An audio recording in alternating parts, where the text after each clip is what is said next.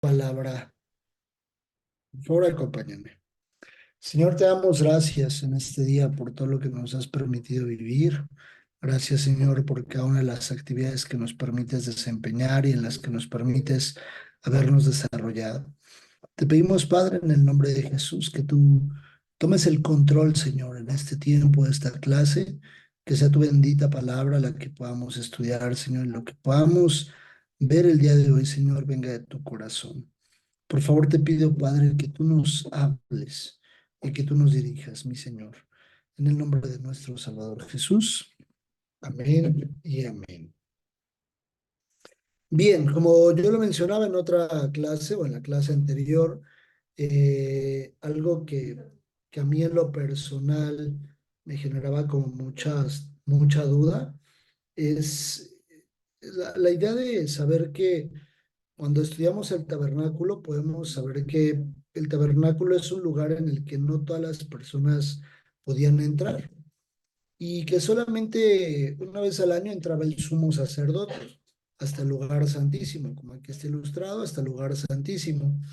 Entonces, todo el tiempo que entraba el sacerdote a hacer el ejercicio sacerdotal, encender las lámparas, comer el pan, eh, encender el incienso como una ofrenda dentro del lugar santo, tal vez siempre en su mente y en sus ideales, ser el saber cómo era dentro, en el lugar santísimo. El lugar santísimo era prácticamente un lugar oscuro, ajeno a que pudiera accesar cualquier persona, nadie podía ingresar.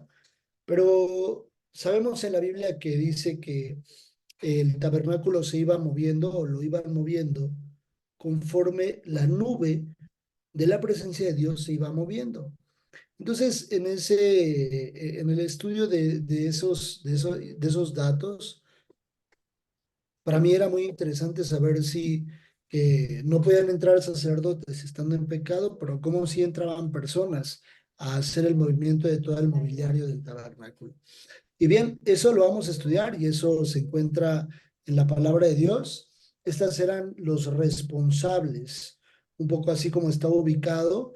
Moisés y Aarón habitaban enfrente del tabernáculo, pero en su entorno, Merari, Gerson y Coat eran responsables de poder mover el tabernáculo y habitaban en su alrededor de la tienda, de todo lo que es el espacio del tabernáculo. Entonces, Merari, Gerson y Coat eran los responsables y cada uno tenía una responsabilidad. No todos hacían exactamente todo. Coordinados y bien, pues asignados a una tarea, se movían Merari, Gerson y Coat. Lo vamos a ver a partir del capítulo 3 del libro de Números. Por favor, acompáñenme a Números 3.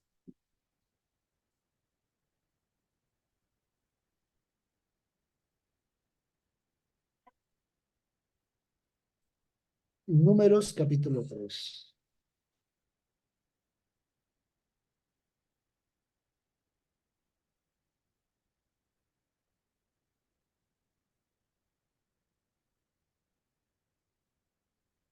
Vamos a ver a partir del versículo 25 lo que dice, capítulo 3 verso 25. Estos son los tres participantes. Verso 25, dice la Biblia. A cargo de los hijos de Gerson en el tabernáculo de reunión estarán el tabernáculo, la tienda, su cubierta, la cortina de la puerta del tabernáculo de reunión, las cortinas del atrio y la cortina de la puerta del atrio, que está junto al tabernáculo y junto al altar, alrededor, asimismo, sus cuerdas para todo su servicio.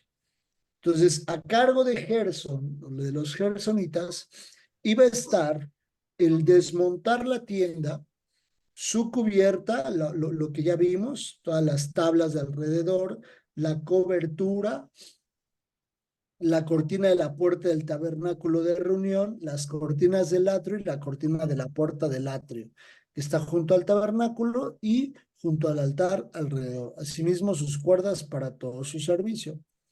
Y luego vamos a ver ahí adelantito en el 31 la siguiente asignación. Dice, verso 31. No, desde el verso 27 dice, de Coat era la familia de los Amramitas, la familia de los Azaritas, la familia de los Hebronitas y la familia de los Uzielitas. Estas son las familias coatitas. El número de todos los varones de un mes arriba era 8,600 que tenían la guarda del santuario. Las familias de los hijos de Coat acamparán al lado del tabernáculo al sur, y el jefe del linaje de las familias de Coat, Elisafrán, hijo de Uziel. A cargo de ellos estarán el arca, la mesa, el candelero, los altares, los utensilios del santuario con que se ministra y el velo con todo su servicio. Entonces, a cargo de los coatitas estaba la asignación de todo lo que había dentro del tabernáculo: el arca, la mesa, el candelero, los altares, los utensilios y el velo.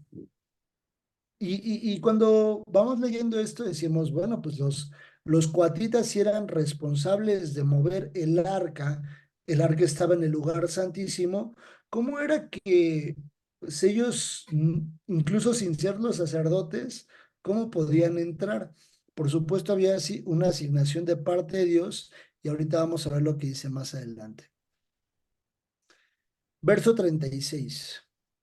A cargo de los hijos de Merari estará la custodia de las tablas del tabernáculo, sus barras, sus columnas, sus basas y todos sus enseres con todo su servicio, y las columnas alrededor del atrio, sus basas y sus estacas y sus cuerdas.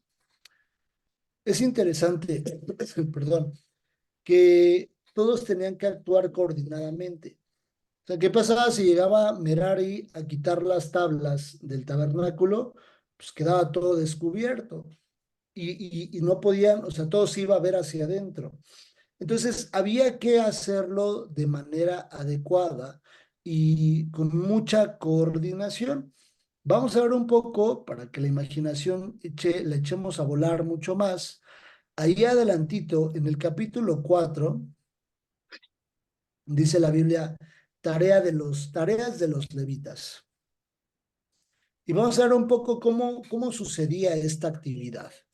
Dice la Biblia a partir del versículo 4, números 4, verso 4.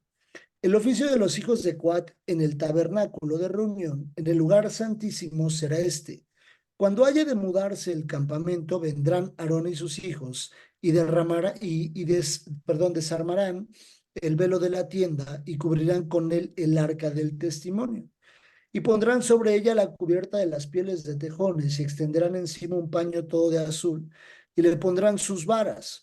Sobre la mesa de la proposición extenderán un paño azul y pondrán sobre ella las escudillas, las cucharas, las copas y los tazones para libar.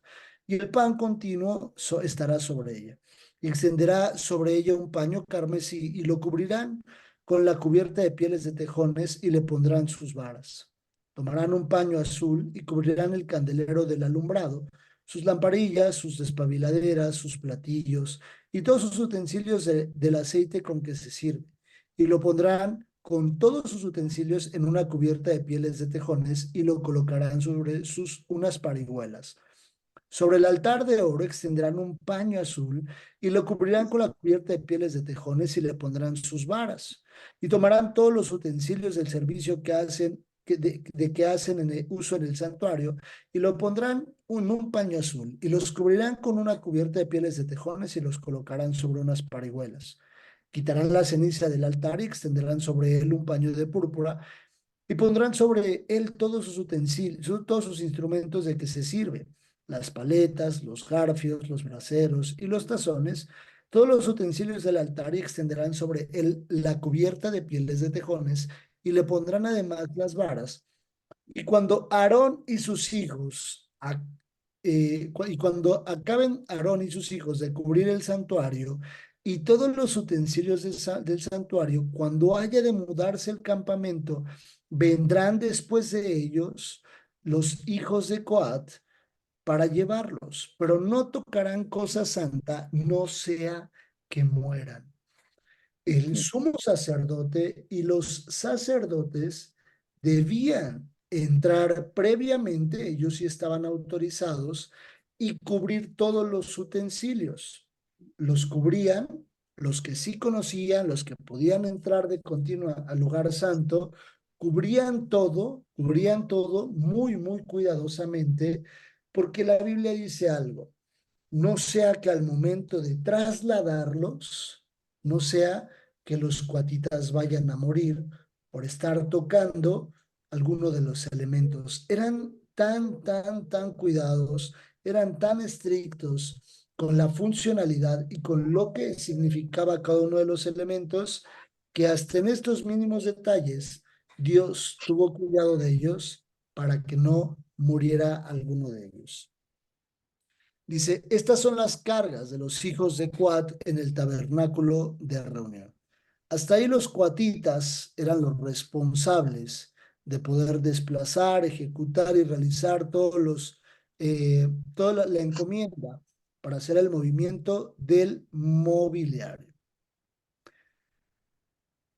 Verso 21, allá adelantito. Además habló Jehová a Moisés diciendo, toma también el número de los hijos de Gersón, según las casas de sus padres por sus familias, de edad de 30 años arriba hasta 50 años, los contarás. Todos los que entran en compañía para servir en el tabernáculo de reunión. Este será, perdón, el oficio de las familias de Gersón para ministrar y para llevar. Llevarán las cortinas del tabernáculo, el tabernáculo de reunión, su cubierta, la cubierta de las pieles de tejones que está encima de él, la cortina de las puertas del tabernáculo de reunión, las cortinas del atrio, las cortinas de la puerta del atrio, que está cerca del tabernáculo y cerca del altar alrededor, sus cuerdas y todos sus instrumentos de su servicio y todo lo que será hecho para ellos, así servirán. Según el orden de Aarón y de sus hijos, será todo el ministerio de los hijos de Gersón, en todos sus cargos y en todos sus servicios, y los encomendaréis en guardar todos sus cargos. Este es el servicio de las familias de los hijos de Gersón en el tabernáculo de reunión, y el cargo de ellos estará bajo la dirección de Itamar, hijo del sacerdote Aarón. Entonces, ahí ya los gersonitas debían mover todas las cortinas, todo lo que tenía que ver con cortinas prácticamente, y todos los utensilios, incluso las estacas con que clavaban las cortinas de alrededor del atrio. Y a partir del siguiente versículo, del versículo 29, podemos ver también un poco las actividades de los de Merari. Dice, verso 29, contarán los hijos de Merari por sus familias según las casas de sus padres, desde el de edad de 30 años arriba hasta el de 50 años los contarás. Todos los que entran en compañía para servir en el tabernáculo de reunión, este será el deber de su cargo para todo su servicio. En el tabernáculo de reunión, las tablas del tabernáculo, sus barras y sus columnas y sus basas, las columnas del atrio alrededor y sus basas, sus estacas y sus cuerdas, con todos sus instrumentos y todo su servicio. Consignarás por sus nombres todos los utensilios que ellos tienen que transportar. Este será el servicio de las familias de los hijos de Merari para todo su ministerio en el tabernáculo de reunión, bajo la dirección de Itamar, hijo del sacerdote Aarón.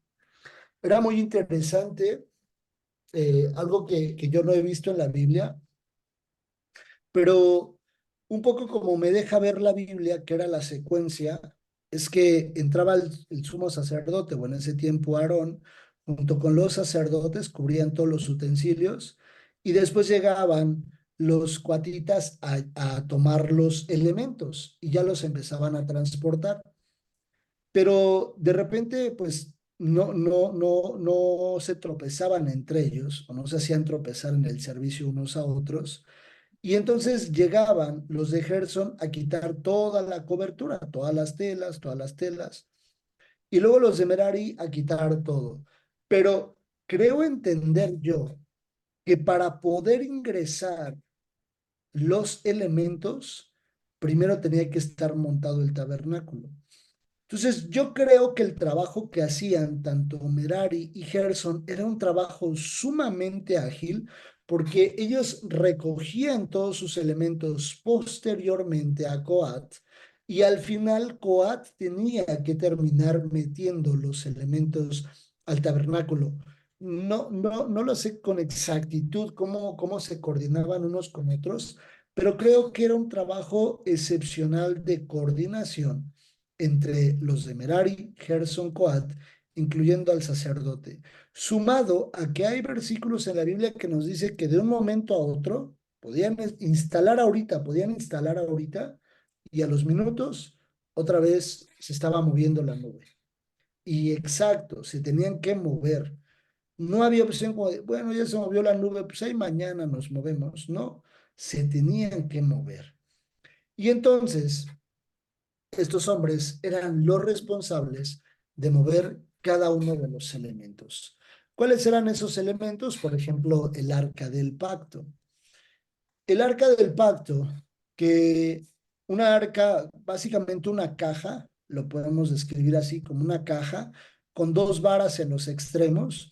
Y incluso aquí ustedes se pueden dar cuenta en la ilustración de quiénes eran los responsables de mover el arca, quiénes eran los cuatitas, es decir, los levitas.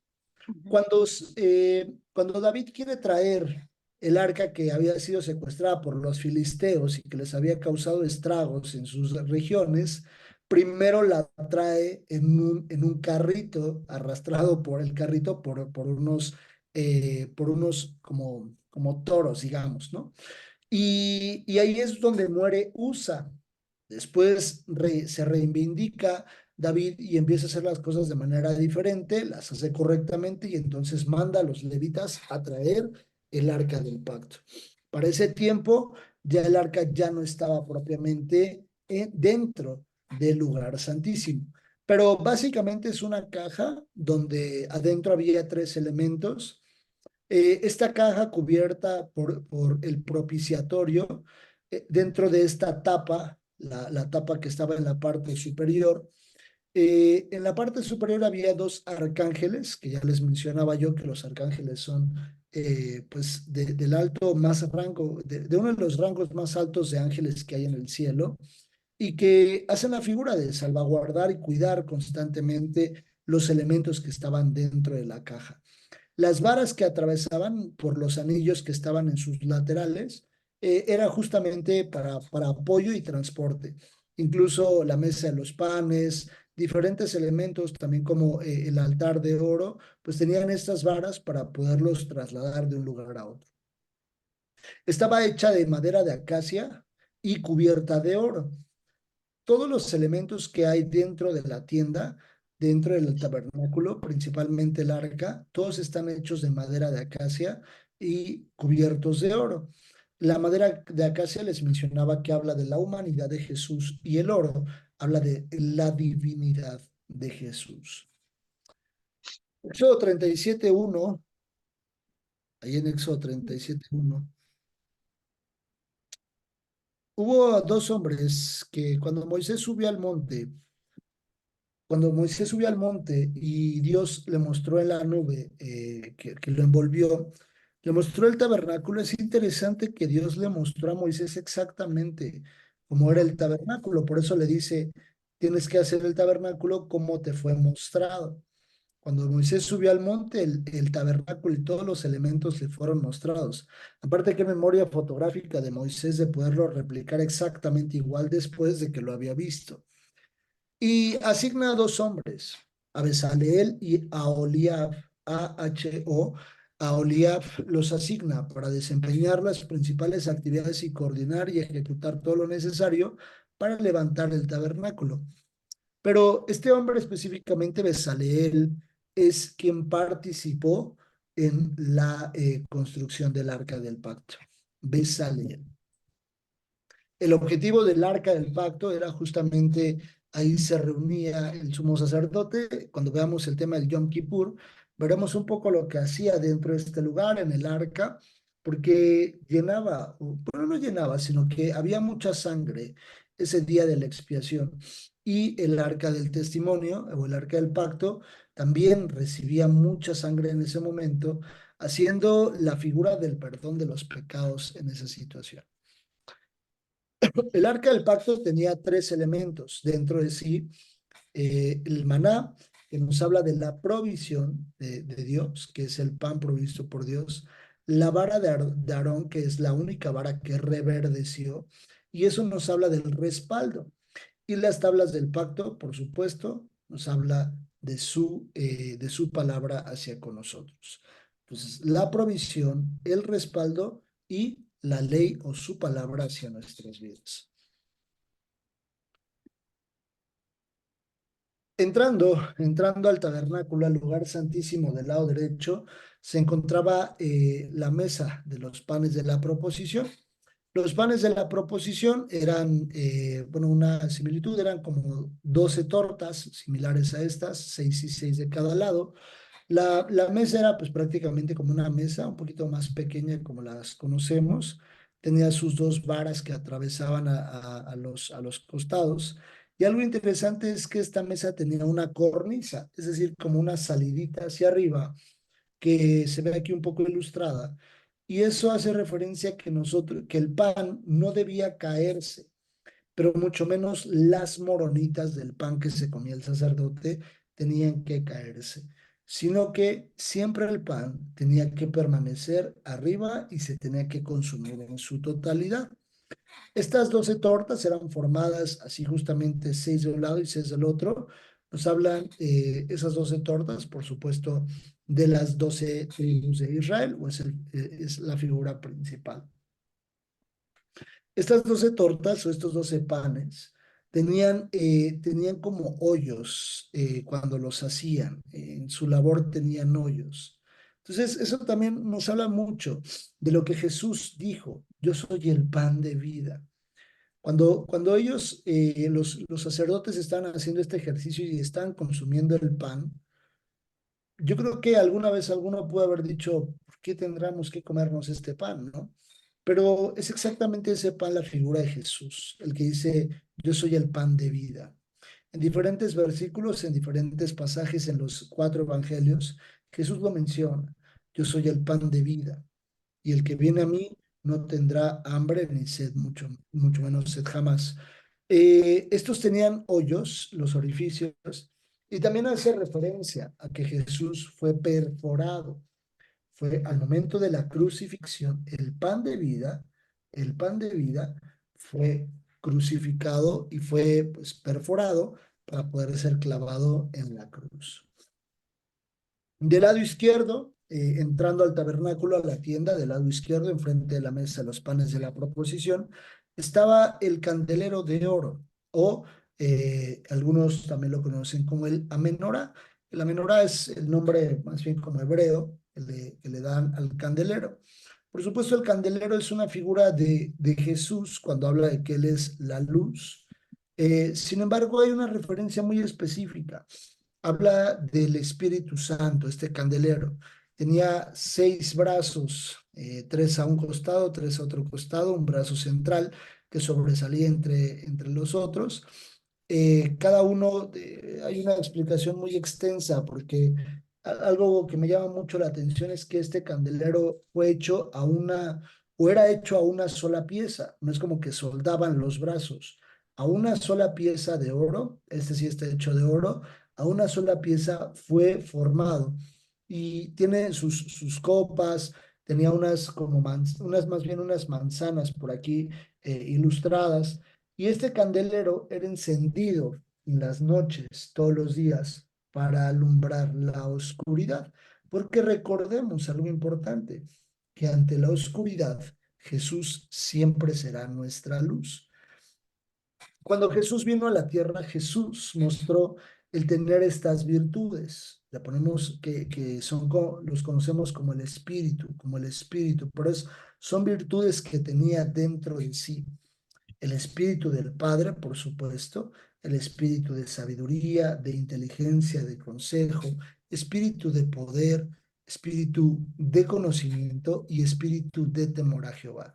Esto es exactamente, digamos que la composición en la que todos nos deberíamos de encontrar. Pero estos siete brazos ilustran eso. El brazo central ilustra el Espíritu Santo, que es del Padre, viene del Padre, espíritu de sabiduría, inteligencia, consejo, poder, conocimiento y temor a Dios. Virtudes o estos espíritus que Dios proveyó al Hijo para caminar en la tierra. Lo podemos encontrar en Isaías 11, 1, 2.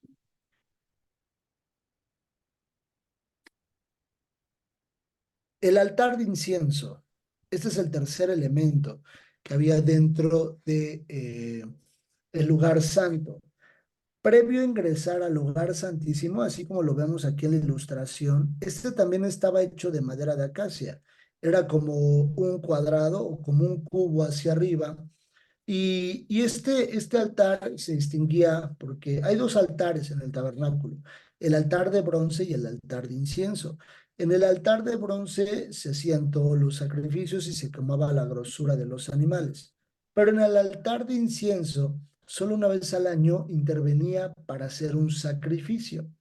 En este altar de incienso también, además de todos los días, quemarse el incienso aromático y que toda esta cámara del lugar santo se llenaba de humo, eso representa las oraciones de los santos hacia con Dios. El altar de oro, cuando se ejecutaba el ejercicio sacerdotal y se venía y se quemaba el incienso, al llenarse de humo, eso representa hoy las oraciones de cada uno de nosotros. Por supuesto, en el día a día él no podía entrar hasta el lugar santísimo. No podía. Solo tenía que quedarse atrás de este velo, realizar este ejercicio sacerdotal. Este altar tenía 4 cuernos, uno en cada una de las puntas, que sobresalían de la estructura. Era cubierto, era igual hecho de madera de acacia y cubierto de oro, y tenía 4 anillos en su alrededor, con 2 varas introducidas de lado a lado para poder desplazarlo. Las varas también estaban hechas de madera de acacia y estaban cubiertas de oro. Es un poco más de cerca el altar de incienso, como se ve. Si bien, como les mencionaba, en el día a día representa las oraciones de los santos, las oraciones de cada uno de nosotros, en el momento, bueno, en el que se ejecutaba el día de expiación, una vez al año, había un sacrificio en este lugar, solamente en ese periodo. De hecho, este elemento, el altar de incienso, era lleno de sangre o cubierto de sangre, derivado de la petición del pueblo de Israel a Dios hacia que sucediera el perdón de los pecados. Eh, un poco las características del aceite que se utilizaba en ese tiempo están en Éxodo 34. Pero hay cuatro elementos muy importantes: el estacte, la uña aromática, el gálbano y el incienso puro. Vamos ahí, Éxodo 30, perdón, Éxodo 30, a partir del verso 34.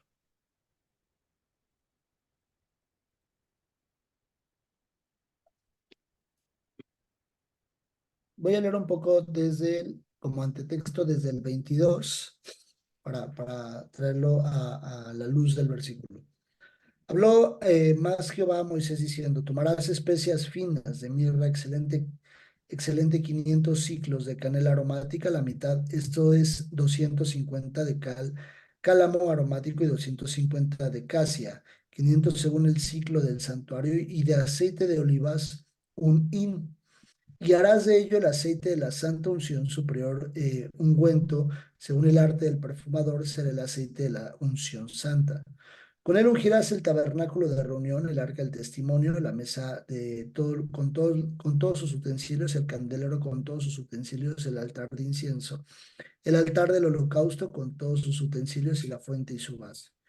Así los consagrarás y serán cosas santísimas. Todo lo que tocare en ellos será santificado. Ungirás también a Aarón y a sus hijos, los consagrarás para que sean mis sacerdotes. Y hablarás a los hijos de Israel diciendo: este será mi aceite de la santa unción por vuestras generaciones.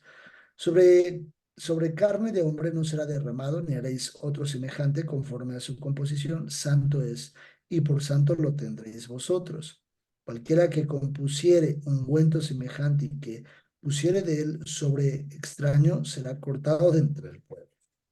Verso 34. Dijo además Jehová a Moisés, toma especias aromáticas, estacte y uña aromática y gálbano aromático, incienso puro, de todo en igual peso, y harás de ello el incienso, un perfume según el arte del perfumador, bien mezclado, puro y santo, y molerás parte de él en polvo fino, y lo pondrás delante del testimonio en el tabernáculo de reunión donde yo me mostraré a ti, os será cosa santísima.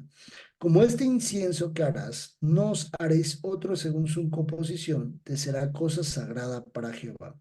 Cualquiera que hiciere otro como este para olerlo, será cortado dentro de su pueblo. Dice que tenían que ser los elementos que le pide que utilice cuatro y con toda la medida exacta, ninguno más ni otro. Debían ser molidos, molidos.